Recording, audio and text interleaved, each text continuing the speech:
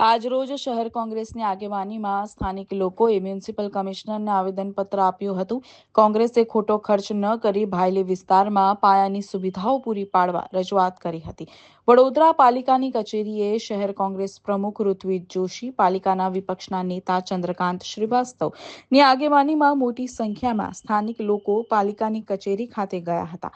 કોંગ્રેસ કાર્યકરો અને ભાયલીના લોકોએ પાલિકા વિરુદ્ધ ભારે સૂત્રોચ્ચાર કર્યા હતા અને મ્યુનિસિપલ કમિશનરને આવેદનપત્ર આપી રજૂઆત કરી હતી.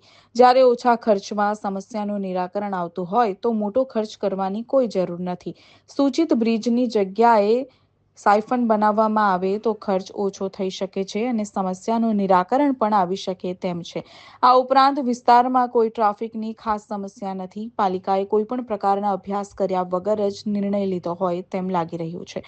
આ પ્રજાના પૈસાનો બગાડ છે. આ જગ્યાએ સાયફન કરવાથી વિકાસનું કામ થઈ શકે છે અને પાલિકાના નાણાંનો સદુપયોગ થઈ શકે છે. ઉલ્લેખનીય છે કે અગાઉ વાસણા રોડ પર બનવા જઈ રહેલા બ્રિજનો વિરોધ કરતા લોકો સાથે અકોટાના ધારાસભ્ય ચૈતન્ય દેસાઈ પણ આવ્યા હતા. ત્યારે તેમણે આ સાયફન બનાવવાના વિચાર પર ભાર મૂકવા જણાવ્યું હતું. ત્યારબાદ હવે તે મામલે કોંગ્રેસ મેદાનમાં આવી છે. વડોદરાના ભાયલી વિસ્તારમાં વડોદરા કોર્પોરેશનના સત્તાધીશોના અનગઢ વહીવટના કારણે જે બિનજરૂરી બ્રિજનું કામ શરૂ કરવામાં આવ્યું છે એનો ત્યાંના સ્થાનિકોને અને કોંગ્રેસ પાર્ટીને સખત વિરોધ છે. કારણ કે જે ભાયલી વિસ્તારને કોર્પોરેશનમાં સમાવેશ કર્યો, જે આઉટગ્રોથ એરિયા કહેવાય, આજે 4-5 વર્ષથી આ સ્થાનિકો ત્યાં ટેક્સ ભરે છે, વેરો ભરે છે.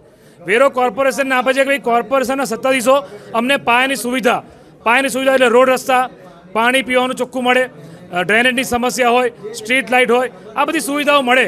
પરંતુ આ બધી સુવિધાઓના નામે આ ભાયલી વિસ્તારમાં મીંડું છે, કોઈ સુવિધા આપવામાં આવતી નથી. અને એની ઉપર આ કોઈ મળતિયાઓને ફાયદો કરવા માટે જો બ્રિજ બનાવતા હોય તો એનો અમે વિરોધ કરીએ છીએ. કારણ કે જે જગ્યા પર 76 કરોડના બ્રિજની જરૂર નથી, એક સાયફનથી ત્યાંના અવરજવર લોકો, સ્થાનિક લોકો અવરજવર કરી શકે છે. જો 70 કરોડ રૂપિયા વધે તો આ ભાયલી વિસ્તારના સ્થાનિકોમાં જે સુવિધાઓ નથી એ સુવિધાઓમાં કામ લાગે. એ અમારી રજૂઆત છે. માટે આજે સ્થાનિકોને લઈને રજૂઆત કરી છે.